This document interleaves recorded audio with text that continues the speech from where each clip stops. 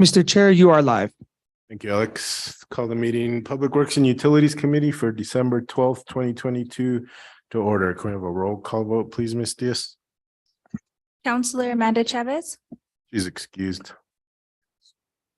Counselor Lee Garcia. Here.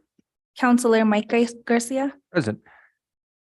Counselor Romero Worth, I'm here. and Chairman Rivera. Also here. We have a quorum. Thank you. Next, the approval of the agenda. Any changes from staff? Yes, Mr. Chair, there is one change from staff. We'd like to need to remove item O, which was postponed at the Quality of Life Committee last week. Thank you. Item O is removed. Anything else? No, that's it. Thank you. Thank you. Any changes from the committee? Wishes of the committee? Move to approve as amended. Second. Motion for approval is amended with a second. Any further discussion? Seeing none, all those in favor signify by saying aye. Aye. Aye. Any opposed, any abstentions? Seeing none, motion carries. Approval of the consent agenda. Any changes from staff? No changes from staff, Mr. Chair. What items were requested to be removed? Yes. Counselor Mike Garcia removed item M and P, and Chairman Rivera removed item L. That was M as in Michael. Correct. M, P, and L will be discussed. Everything else will pass through. So what are the wishes of the committee? Move to approve as amended. Second. Motion for approval is amended with a second. Any further discussion? Seeing none, all those in favor signify by saying aye. Aye. Aye. Any opposed, any abstentions? Seeing none, motion carries. On the presentation informational items, Ms. Diaz, I'll just read it. Presentation of the updated and approved emergency response routes map. Ms. Wolfenbarger. Good evening, Chair and councilors. I'm pleased to be here. I've had the pleasure of speaking with you or emailing with you the last 2 months or so, but now I'm here for the first time and very pleased to announce that we have updated the emergency response route map that has not been updated since 2004. There's been quite a bit of development since that time. And so the fire marshal Griego is here along with me. We have had close coordination, many field visits, coordination with the land use department to update some of the routes. Most of the routes that you'll see on here were already on there, but primarily toward the south end of town and the north end of town, we also added some routes. Geronimo, if you could please pass these to the counselors. Thank you.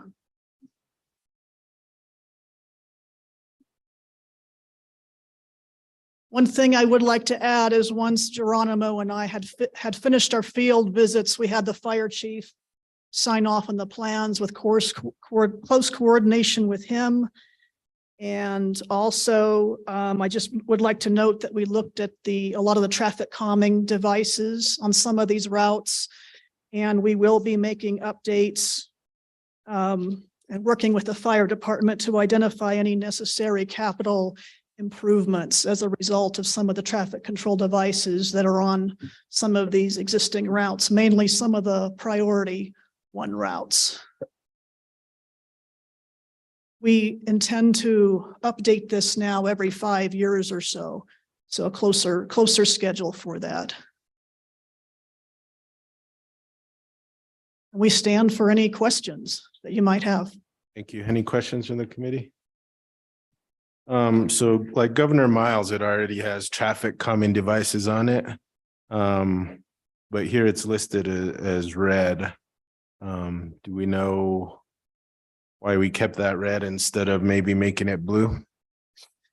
Governor Miles has to be kept as a priority 1 route simply because there aren't really any other routes to the homes along that corridor. And we have identified it as something that needs to be looked at for capital improvements. Okay, so at that time, would then it be a true priority 1 route with no traffic calming devices on it? What we will be doing is looking at the possibility of horizontal measures. And We're also trying to look at creative measures for the future as well. But that will have to be coordinated with the streets department as well as the fire marshal. And it looks like this has taken into account future road network as well. Yes, that is correct. Okay. Mr. Chair. So just, I don't know if everyone on the committee knows, the priority red cannot have any traffic, any vertical, is that correct? Vertical devices on it? That is correct, Counselor. However, there are some exceptions made for a couple of raised crosswalks. And some of these priority ones do have one or two raised crosswalks. Okay.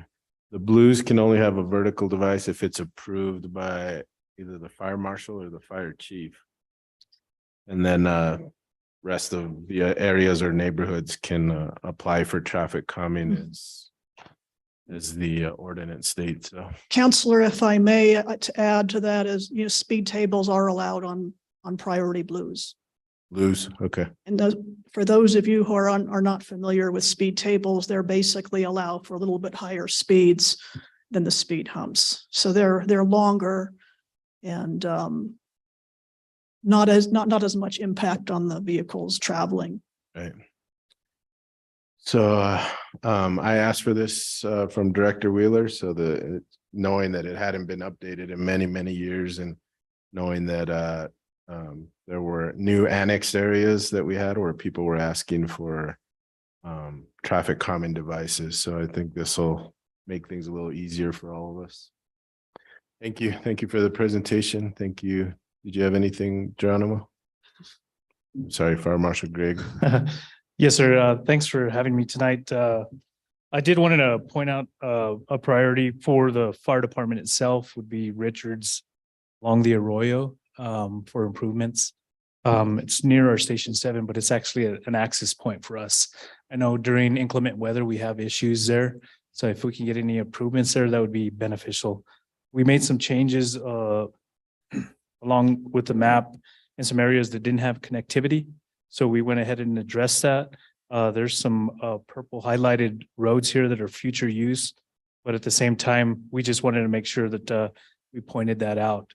There's 3 primary colors on here that are utilized for the fire department as far as the road network, and it's red for priority 1, blue priority 2, and purple for future roads. So if we can make a recommendation from the fire department, I would make that connectivity between Richards and Fire Station 7 as a priority for us. And you're talking across the Arroyo. Yes, sir. Thank you, Director Wheeler. Thank you so much, Chairman. And thank you, Geronimo and Jean, for your work on this.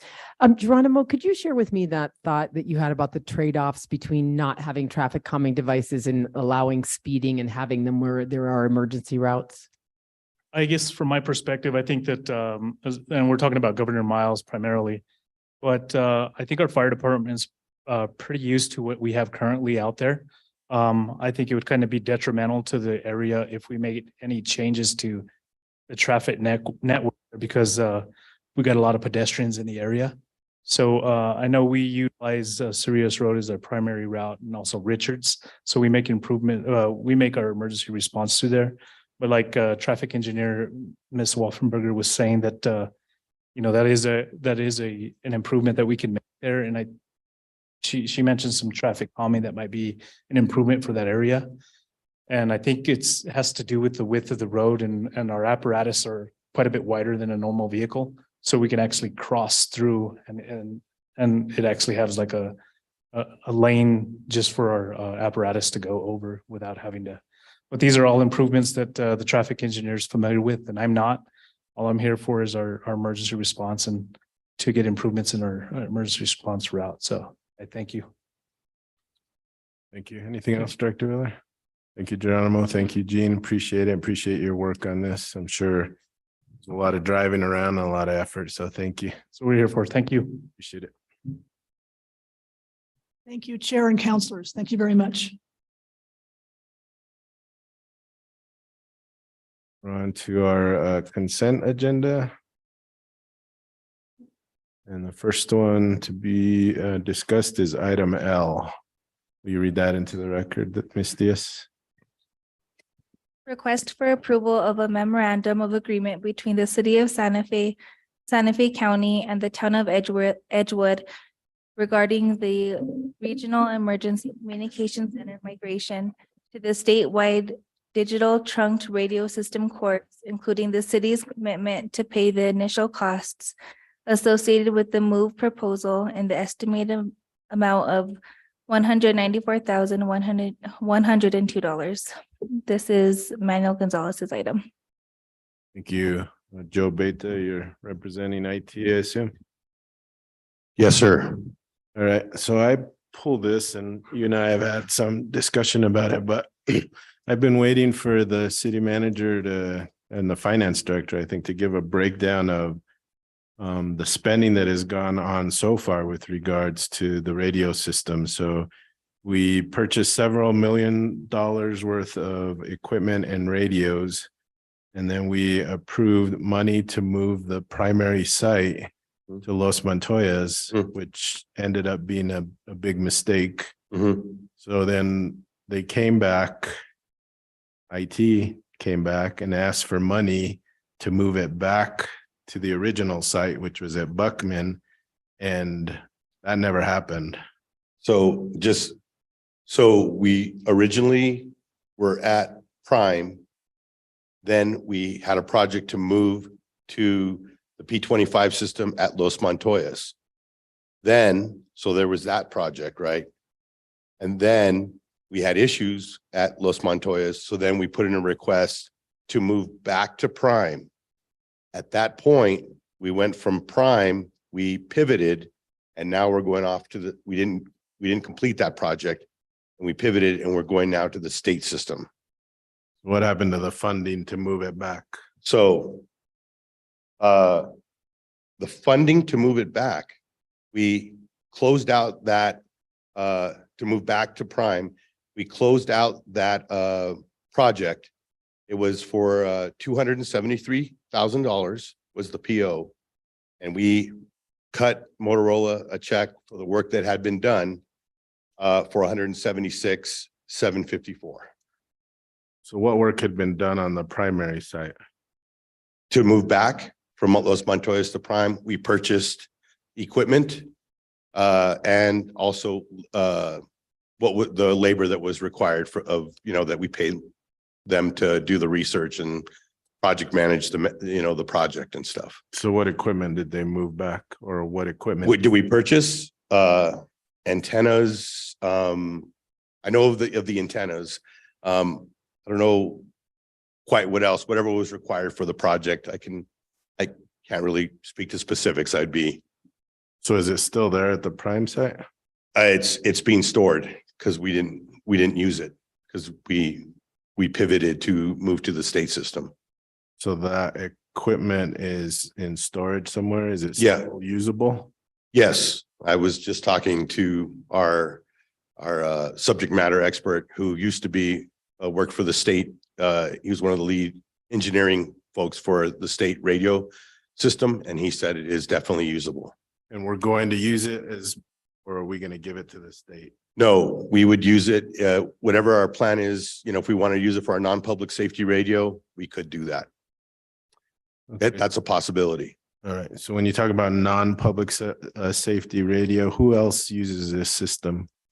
The non-public safety radio system or the non-public safety radio to be like parks. I'm not quite sure who else would use it. Parks, recreation, water and transit. Yeah. Okay. So they're going to continue to use. We need to update that system as well because it's 21 years old. So we need to move. We're going to need to, that's another phase. That's our next step of this, after we're done taking care of public safety, because that's a priority. Then we're looking already to starting another project, which would be the non-public safety radio and updating that. So is this change going to affect the non-public safety radios? No, it will not. All right. Yeah. Okay. They also use them to water the grass, correct? The What? system To turn the. I don't know. On and off. That's a good question. I'm not quite sure. But let me also mention just real quick, Counselor, that we're on, since we bought all the radios that you're talking about from the original one, those are P25 system radios. Those are digital radios where the non-public safety is not P25. It's not a P25 system. It's because it's old. It's an older radio system. Well, I've had discussions with you and with the city manager, and I think this is a big mistake that we're making. I think giving millions of dollars to the state and then having to pay them on a monthly basis, yearly basis. We're paying them for an annual $20 per radio per fee. So if a radio is not activated, then they don't charge us for that. It's charged per radio annually. Right now is what it would be. It'd be it comes out to about $160K if that's all of our radios are being used. If they're not, it'd be less. I think the chief mentioned we have 205 personnel, and I believe everybody. Well, I guess how many people do you have, chief, on duty per day that would each have a radio? I assume they all still have radios. Like back in the old day when I was there and we had horse-drawn fire trucks. Mr. Chair, we have 42 people on per day. So every one of those station, or all 42 would be what we have. And if we're successful in opening up the new station, that would be an additional. About 8 more radios we'd be adding to that station. So we have, for an engine, we have, every seat has a radio. So we have 4 radios per seat on an engine and then 2 on an ambulance. So it'd be 6. And then with the tender that we add to the new station, it would be 2 for the tender. So 8 more additional. Yeah, again, so I, think won't be a mistake, now, 5 years from now, but like I told you before, Mr. Beta, 10 years, 12 years, 20 years from now, I think it's going to end up being we're going to end up kicking ourselves for doing this, but because this is the route you guys want to take and it has to deal with the safety of the firefighters and the police department, I'll support the decision, and I hope I eat my words 20 years from now. Mr. Chair, I'll add one more thing. Me and all the major metro chiefs throughout the state are having conversation to go into legislature this year to see if the legislature would pick up this cost. There is something else that's going on where the smaller departments can afford what we can afford. So if we try to get other departments to go on, that's their hiccup is if we have a small department like Moriarty or smaller departments, they can't afford that. So that was something that us as the Metro Chiefs are trying to push. That's me and Albuquerque Fire and Bernalillo County, as us going and saying, can we try to have the legislature pick this up in a bill this coming? All right. And I see City Manager Blair on, so I'll put you on the spot and ask where the breakdown of the money for this radio system is at. I heard last time I spoke to you, you said it was a memo that was on your desk and you were just waiting to approve it. Mr. Chair, thank you, sir. Yeah, it wasn't just waiting my signature. It's actually something that I've been working on, and I apologize to you for the delay. I know it's taken much longer than anyone would like. I have actually been going through archived agendas and meeting minutes since 2018 to the present to try to piece together with documentation for you what the governing body has voted for, what that actually turned into. And I'm up through about 2020. I've made it through the pandemic, and it's unfortunately just been something that I'm squeezing together between my other duties. So it is still coming, sir. And I know it's been a long time, and I apologize to you for that, but it's just for lack of my ability to sit down. I spent a good 7 hours working on this weekend, and we're, I think, getting closer, but it's just not done yet. So I apologize. All right, thank you. Any other questions? Councilor Romero Worth? Thank you, Mr. Chair. Mr. Beta, can you tell us this move to the state system, what it is we're gaining? Why this makes sense from IT and So I think the visually, yeah. if I may share something with you visually, currently, it really comes down to an improved coverage in our city for our first responders. So I want to show you, hold on, it looks like my computer beat me to the punchline here, but let me just show you this. And I've shared this with you, but I think it's important for people that haven't seen it before. This right now is our current city coverage of our radio system that we have. And you see the non-green areas beige, if you will, areas are the parts that are our dead zones. And you see really here near the airport, Swan Park, kind of on the south side of Rodeo Road Drive and on the other side of Santa Fe Community College, and even up in the area of the Siringo Road area, that these are dead zones.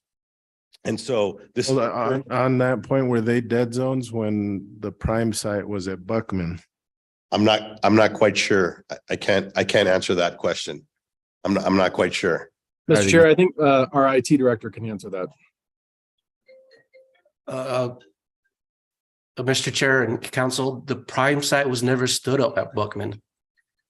The prime site was stood up at Los Montoyas on February 16th, 2021. I know, but prior to that, it was at Buckman, and I don't believe That was a different system. It was not the Motorola P25 system. So, okay. And just one more clarification, Mr. Chair, moving to the state is not going to cost millions of dollars. Maybe when we get to 10 years, it's $160,000 a year. That's $20 per radio. And we're locked in at that $20 in our MOU with the state. They cannot increase that. So the only way that will increase from 160K per year is if we add additional radios. And that radio has to be turned on for that month to be charged for it. Go ahead, Mr. Beta. Okay, so currently on our P25 system, just to be clear about that, sorry about that. This is what it looks like. Once we go to the state system, and it'll be purple, just so you know the color, you'll see the coverage in Airport Road, near Santa Fe High, near Santa Fe Community College, south of Rodeo Road is completely covered. Now, Mr. Beta, the brown part is, oh, the brown part are mountain peaks, thank you, yes. not dead zones. not dead zones, but Okay. yeah, you'd have to put it Not darker colors Yeah, of beige El on a new map. Picacho and that area. Yeah, Okay. yeah, exactly. As you can see, that's elevation. So, so that would be the coverage. Another thing, you'd mentioned benefits too, so that's coverage. Another thing is we will have 3 towers that would serve the city as redundancy goes. If any of those towers go down, we would then default to towers outside of the city limits that the state has set up as our backup. So we have redundancy right away as far as the state system goes. Okay, and I think in our packet in the memo, it talks about having purchased cell phones Yes, for our first responders yes. because they have had trouble mhm. with the system. And you and I talked about this afternoon. Tell me about will they continue to have those cell phones and what value do they add? So we purchased the push to talk or one touch push to talk cell phones for our police department and for our fire department. And so Counselor Romero Worth had asked, what are we going to do with these? Did we purchase these phones? How much do we pay for them? What's going to happen with them? Well, what happened was we got the phones. The physical phone was for free, and then we paid for the service, right? For the annual cost of the phone. Now she asked what's going to happen with those, what's going to happen with the phones afterwards. And what we found out is that the police department, and maybe Chief Moya can speak of as far as the fire department goes, the police department's been using these phones to help with their investigations, taking pictures and keeping them on a city phone. They use them as tools now to help with their daily work. So Mr. Abeta, prior to having these push to talk cell phones, they were taking pictures with their personal cell phones? Yes, that is correct. So when they're at an accident scene, they're using their personal cell phones Because rather than a city issued cell phone to do their investigation work. yes, And now with these new cell phones, they'll continue to have them even under this new system. that is correct. Because yeah, exactly. We will not ask for them back because they're using them actively and to serve our community. Okay, and our pivot I think is what you called it, Yeah, to the state system is also being approved by the Board of County Commissioners tomorrow night. Is that correct? that is correct. So the reroute, which is before you right now, the reroute proposal that Motorola gave to us. We wanted to expedite this with the county. We came up with a MOA between us and the county that the city would pay for the reroute portion, and then the service upgrade agreement would stick with the JPA, what it states in the JPA of 50%. So that's what's going before BCC tomorrow. That's what's here for you guys tonight. And then on Wednesday, if you move it forward, on Wednesday, we'll go for approval. Once that happens, we then can start moving forward. Motorola will then put us on their project plan for the first quarter from what they have told us. And we could get moving on getting this done.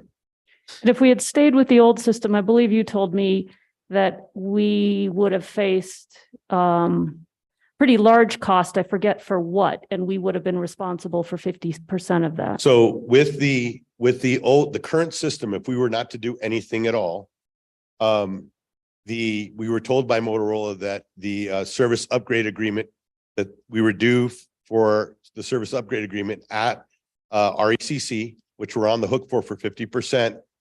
Because of the Because of JPA. the JPA, and that amount would be total.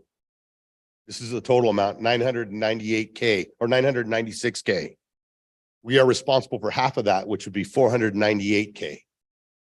So if we didn't move, we'd still be on the hook for 498K to the county because of the JPA, and we'd be stuck with still dead zones. Now, I also had mentioned to you, well, what if we stay on our current system and we build a tower on the south side? And maybe that would take care of the coverage. Well, that's 2 years down the line of building a tower, and the tower is going to cost us $2 million at minimum to build. And then on top of that, we're going to have annual costs of a maintenance cost with Motorola now for 2 towers, one over here and one on the north side and one on the south side. And that cost is going to go up. That's not regulated by government or anything. That's by a private company saying, this is how much costs are going to go up every year.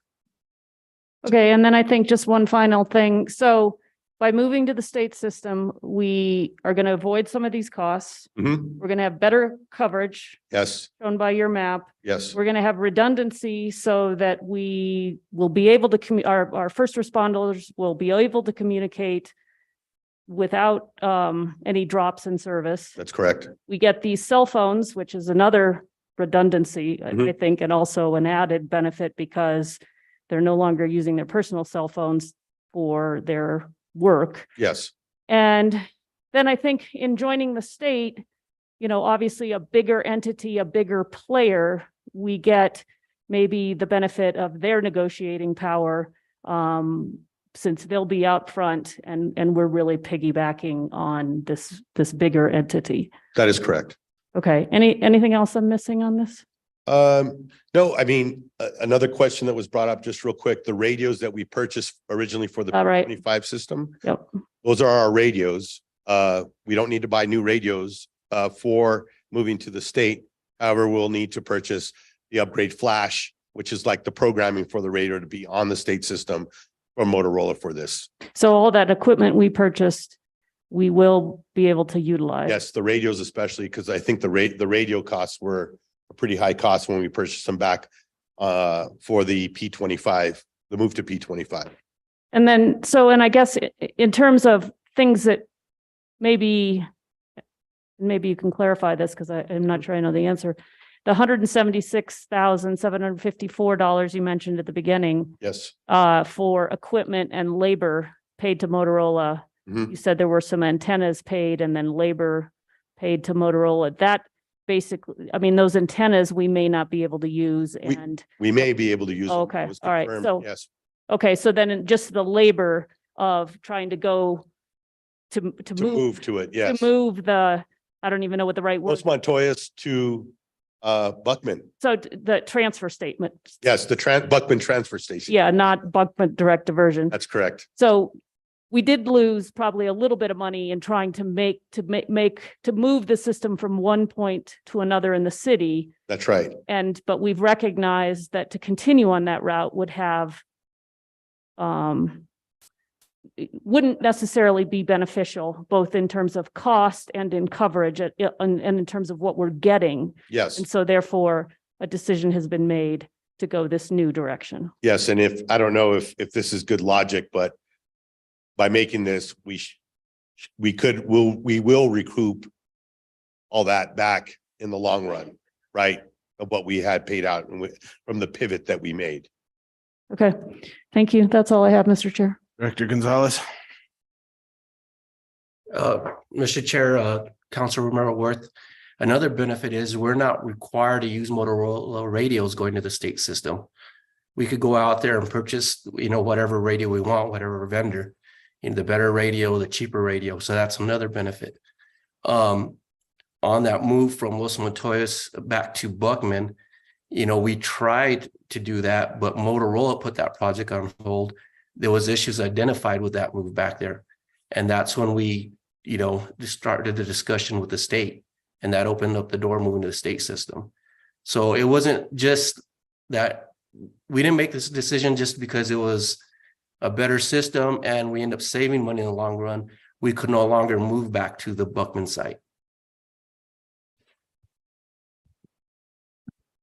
Thank you. That's helpful. Why was that, Director Gonzalez? Because we had been there previously. Originally, there was a permitting issue that Motorola would not resolve. We kicked up that project again in June. The permitting issue came up again, and a Motorola engineer identified that the Buckman Tower, there was an issue with the height of that tower. All right, anyone else have any questions? Councilor Garcia, Lee Garcia. Thank you, Chair. Just a quick comment, and I appreciate you bringing up the monetary repercussions of this, because I think we do always need to take a look at that. It seems to me as if the overall benefit far outweighs the cost of what we're doing, and it almost does seem like it really is a no-brainer when it comes to emergency services and communication between departments. I think one of the questions that I had previously that we had discussed was a delay on the switch from one system to another. And I think, just for the record, I think you can maybe elaborate on that a little bit. So there's been several, Bernalillo County, Rio Rancho, Valencia, I believe Eddy County. They have all done this. They've all switched to the state system.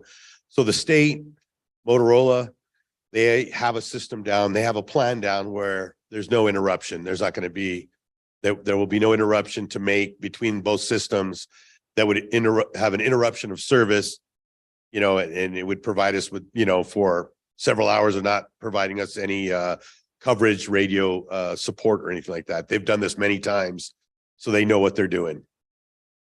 Thank you. And the other question I guess I had is in regards to capacity and taking on another system to be managed by the state system. Does the state have the capacity to take us and the county and whoever else? They do. The state's looking at trying to get all municipalities and all counties on their system, because it just becomes stronger, and with the participation building with the towers. But they do, and they've given us, the state has already told us what they're required as far as hardware is required to be able to support us. And we're following that to the letter of law with that, as far as, because the state knows what they're doing when it comes to the engineering part of it. So, and they've been involved, and the state's been great with us. I mean, they've just, anytime we need them for a meeting, they show up. Even last minute, they'll show up. There's been a really good support from them all. It's been pretty cool. Thank you. And I guess the last question would go back to the cell phones and the old cell phones. Those will not be connected to any kind of network, though. Is that correct? Well, no, not to the radio system, but they'll still be in use for city purposes, yes. City purposes. Yeah, So they'll they still be on, I don't know what network we're on, Verizon, AT&T or AT&T. Yeah, they'll still be in use. right. So then in regards to that, obviously that's a continued cost. Mhm. But I do see the benefit of having phones for purposes of investigations and things of such as that. I'll yield the floor. Thanks. Chair. Thank you. So this, again, I'll support it because it's what's needed, but Mhm.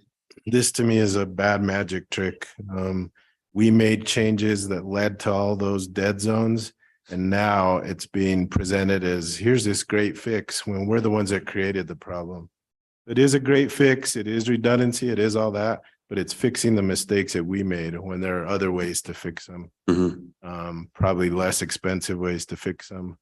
But again, this is the route that's been decided on. So because public safety is important, I'll support it, but again, it leaves like kissing your sister, it leaves a bad taste in your mouth, It's just Mr. Chair, Councilor Romero. are you ready for a motion? Yes. Move to approve. Second. Motion for approval with a second. Any further discussion? Seeing none, all those in favor signify by saying aye. Aye. Any opposed, any abstention? Seeing none, motion carries. Thank you. And thank you all for having time for us to listen to us these last couple of days. We really appreciate it. It's really cool to have access to you, back and forth. So it's good stuff. So thanks again. We miss you down here every day, Joe, so. Thank you. Thanks for all you're doing. Next, we're on to item M. Will you read that, Ms. Diaz? Approval of the agreement between the city of Santa Fe and 400 Market Street LLC to extinguish exchange areas and remove the city rights of exchange of a city piece of property for a piece of property on 400 Market Street in the rail yard. And this is Terry Lisa's item. Thank you. Counselor Michael Garcia, you pull this? Thank you, Mr. Chair. Thank you, Terry, for being here with us tonight. Just got a quick question for you. Regarding retaining the rights to the right of way, does that hold any value for the city for future use? I'm sorry, repeat that. Would retaining the option for the right of way hold any value for the city in the future? Because those properties, let me back up. The exchange. Can you speak into the mic, please? I'm sorry. Mr. Chair, Councilor Garcia, the exchange area shares a common boundary with what is now the city property, the parking area outside of REA. And it says very specifically the creation of a Sambuco Plaza. And I'm not aware of any plans for a Sambuco Plaza planned for the rail yard in that area. So there was a determination of myself working with other city staff that there really is no value. Okay. And just going off of Exhibit C, it's that, as you mentioned, it's that stretch of property that butts along the existing parking lot. And then it goes into, if you go, I guess, west, goes into their property that's been more fully developed with the commercial building, et cetera. Right. So, Mr. Chair, Councilor Garcia, the exchange area is owned by 400 Market Street LLC. It is part of 400 Market Street. And it's the southern boundary that is now developed as parking.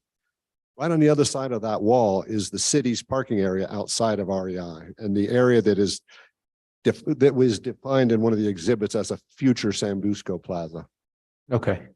And just making sure that, 10, 15 years, we're not looking back and saying, oh, shucks, we should have kept that right away. We need that now. And now we've got to see if we can purchase the property from the property owner, whomever it may be at that time. But just wanted to get that clarification, and if there was any, or I see Assistant City Attorney Salazar with us, any plans for us? I mean, I know that the rail yard's been built out. We're kind of, the only thing really being developed right now is closest in proximity is the School for the Arts doing their dormitory development, but everything else is going to be on the other side of Paseo del Peralta with potentially Warehouse 21, et cetera, those spaces. But maybe is there anything I'm not aware of? I think we're pretty much done with the development in that space, correct? Chair, Counselor, I think the confusing thing is that the exchange area is within this tract 139A. So if you look at Exhibit A at the end of the easement document, it identifies a future plaza area within the tract that could be exchanged with that little section. So at some time, there might have been a desire for Sambusco to have a plaza that interconnected with Outside Magazine, but Sambusco has been purchased and turned into a school, so there really isn't an opportunity. That's why we evaluated that there isn't really a monetary value associated with this because of the build out of the rail yard and the way it exists. Okay, fantastic. Just wanted to double check. So with that, I'll yield the floor. If nobody has any questions, I'll happy to make a motion. Any other questions? Ready for motion? Move to approve. Second. Motion for approval in a second. Any further discussion? All those in favor signify by saying aye. Aye. Any opposed, any abstentions? Seeing none, motion carries. We're on to item P. Ms. Diaz, will you read that into the record? Request for the approval of service contract in the total amount of 300,000 for the execution of event planning for the New Year's Eve and Dia de los Muertos for 4 years with Ray Sandoval, Kiwanis of Santa Fe. And this is Randy Randall's item. Councilor Michael Garcia. Thank you, Mr. Chair. Good to see you again, Randy. Good to see you. I got a couple clarifying questions just because it goes beyond what we've currently allocated for approved budgets. Are the plans to have the existing or the proposed resources come out of tourism in the future? Because it looks like there's a plan for it to come out of Tourism, Parks and Art Commission initially, and then there's the remaining balance that would come out of, I'm assuming, your budget, not necessarily the general fund. Mr. Chair, Councilor, that is correct. The intent would be that Public Works, Parks and Arts would contribute what they can, and the balance would come from the tourism budget. Okay. So it would be lodger's tax. Okay, thank you for clarifying that. Just wanted to make sure. Next question is, why 4 years? Why not a 1-year budget, 2-year budget? Why are we shooting for 4 years? Mr. Chair, Councilor, the procurement suggested that because of the amount of this contract, we can't keep coming back with the same vendor. We had to do an RFP. And so to do a 1-year RFP is rather painful. And we chose to do the 4-year. Kiwanis feels that the number of 75,000 between the two events will probably be sufficient.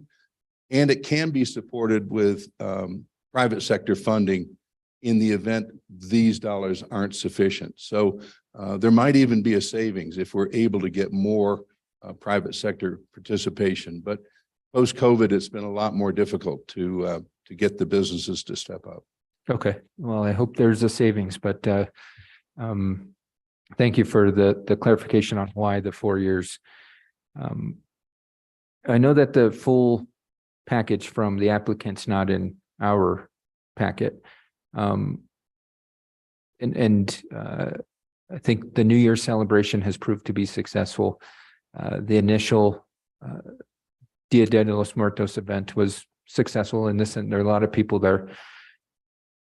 But on the flip side, I did hear some concerns from the community members, especially from folks that lived on the south side, that they weren't reached out to. They felt like culture is being appropriated, et cetera. And is there any plans from Kiwanis to reach out to folks in the community to engage in the future planning of this event? Because I'd hate for us to have this fantastic event and have a good portion of our community turn their back on it. I want this to be a fully embraced celebratory event on the plaza.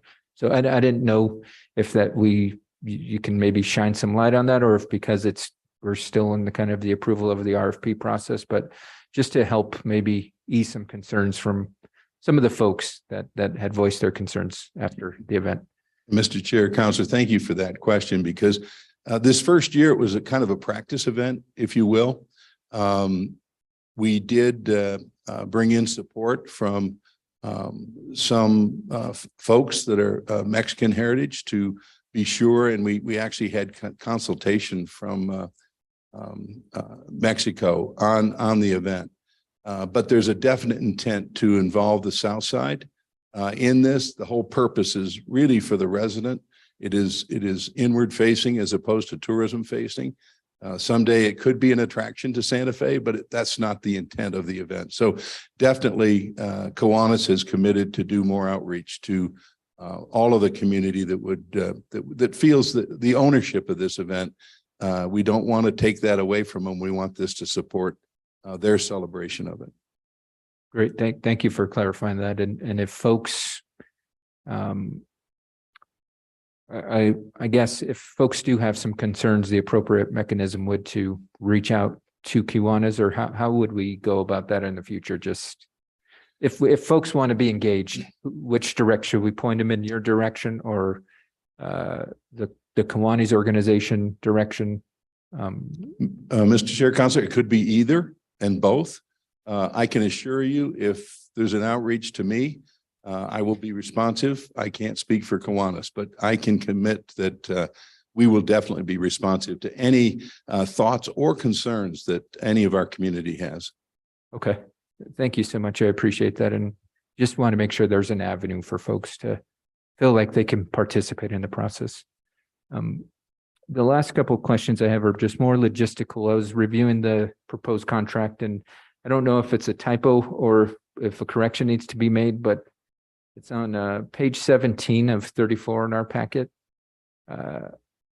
The sentence reads, the total compensation under this agreement shall not exceed $240,000. And then it has $300,000 in parentheses. So I'm assuming the verbiage should read 200 or 300,000. So is that a correction that needs to be? I want to make sure given. Mr. Chair, Counselor, thank you. Yes, that is. It was originally 240 was the intent. When the RFP responses came in, it came in at 300. This was a little rushed on our part. No, not making excuses, but thank you. That will be corrected. Okay. Just want to make sure it's given. And it will go to the governing body, of course. So we will have that correction done before it moves along. Okay. Thank you for clarifying that. And then the last question I have was page 33 of 34 of our packet, which was the request for waiver of insurance, and it's requesting the waiver of workers' compensation. And I'm assuming it's because they're a nonprofit and they have no workers that there's no compensation. But my concerns around the form is the way it's completed. You know, for example, there's questions that are answered. The question is, are crowds or children likely to be involved? The answer is no. Well, we both know that the answer to that question is yes. For both events, there are going to be crowds and hopefully children at both events.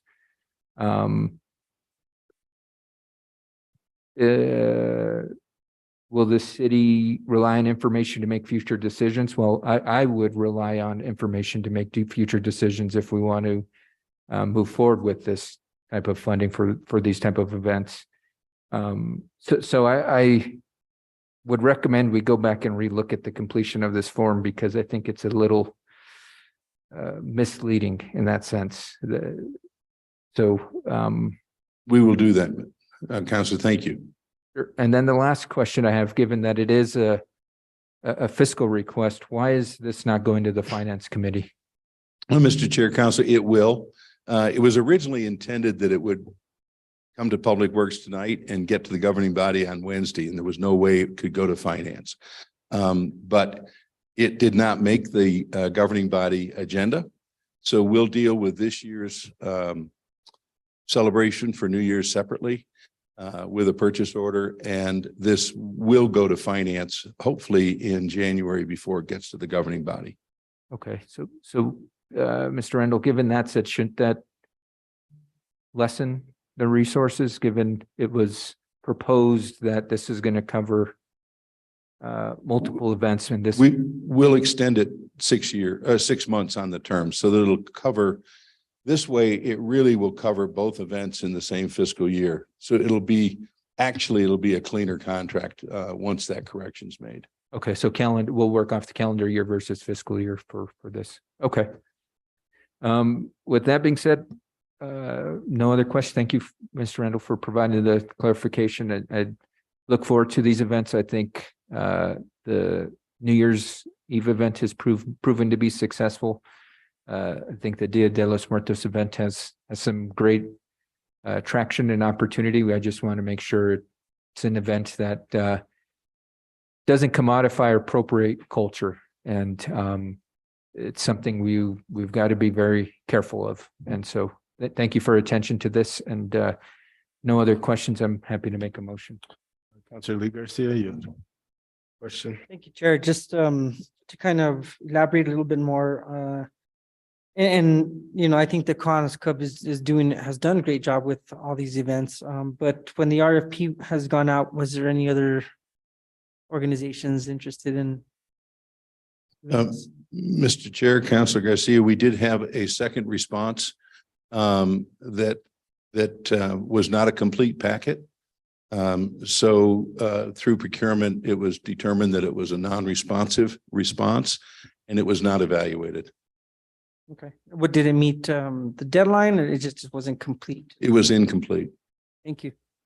And then the other thing I would add to the Dia de los Muertos celebration, which I attended this year, was amazing. I had a good time there, and I think that I'm looking forward to see how this grows. But to elaborate or to spin off a little bit off of Councilor Michael Garcia's comments, is that you know, communication and collaboration with some of our Southside members, community members, organizations in regards to feedback and maybe even doing an event on that side of town, because I think that is really where the majority of our Mexican community and people who celebrate this as well. So just to plug that, and if it does stay on the plaza, well, and how can we incorporate them and bring them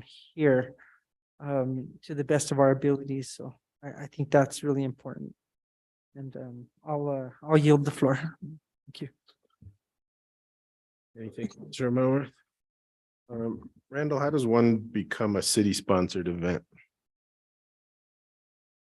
Mr. Chair, how does an event become city-sponsored? Usually we have an organization come to us and particularly from a tourism perspective, tell us what their event's about. The Literary Festival is a good example as well as Dia de Muertos. They were brought forward and we take a look at it, and depending on what kind of funding is required and what availability of funding is, we decide whether we want to pursue it or not. If it has a tourism relationship, it usually comes to me. If it's really mostly residential, it usually would go to Parks. So you make those decisions. So if Pride or Juneteenth came to you and said, we want to be a city-sponsored event and we want city funding? Mr. Chair, neither have. If they did, I think we, from a tourism perspective, we would look at what we think the potential is to really support our hotels. And part of what we look at is when it's being held. Zozobra, for example, is not we don't provide any funding for Zozobra, because while it's a wonderful event that attracts thousands of people, it doesn't generate any lodging business that we wouldn't have had anyway. So we do take a look at the potential impact on lodging is one of the main criteria for funding from lodgers tax. Well, I know we specifically asked the Kiwanians to do the 4th of July fireworks show when Santa Fe High decided to stop letting us use their place. And then we asked them to do the New Year's Eve celebration. So we asked them specifically for help in those areas. So I don't see any issues with money coming from there. It's just money for Dia de los Muertos. And I, appreciate the event, but not sure how we spend city funds on a non-city sponsored event. Mr. Chair, we do believe it could become something that would attract tourism. This is why the event was celebrated on the weekend as opposed to November 2, which is the specific day of Dia de Muertos.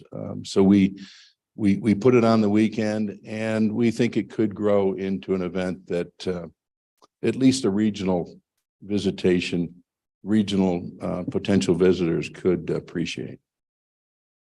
I know the city had a specific issue with city units putting up the military banners, and it was because it was a nonprofit that was putting them up.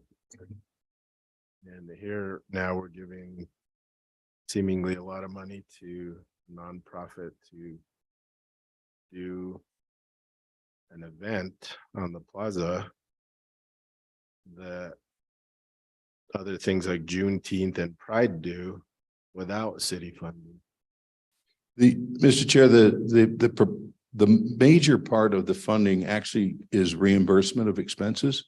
Kiwanis gets a $5,000 fee for each of those two events that comes out of the total budget. But the primary amount of funding is really reimbursement of expenses for on New Year's Eve, it's for the fireworks and for the other sound systems and whatnot. Dia de Muertos.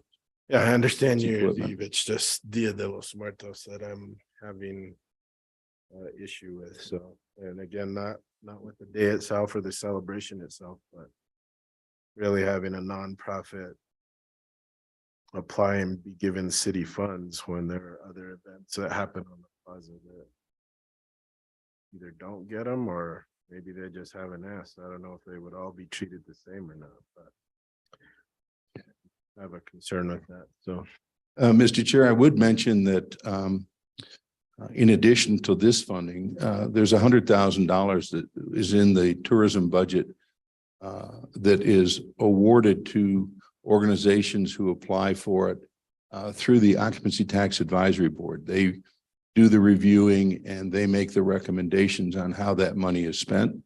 And any organization, any nonprofit can apply for funding in that manner. And the two events that you've mentioned have not, at least in my 9 years at the city, made an application for those funds. those are just two. I think there's a lot more things and events that happen on the plaza that would create some issues, but I'll let people know about the monies that you do have available through OTAB. Move to approve. I have a motion for approval. Second. Any further discussion? All those in favor signify by saying aye. Aye. All those opposed, I'm gonna oppose this. No abstentions, so with that. Motion carries. Thank you.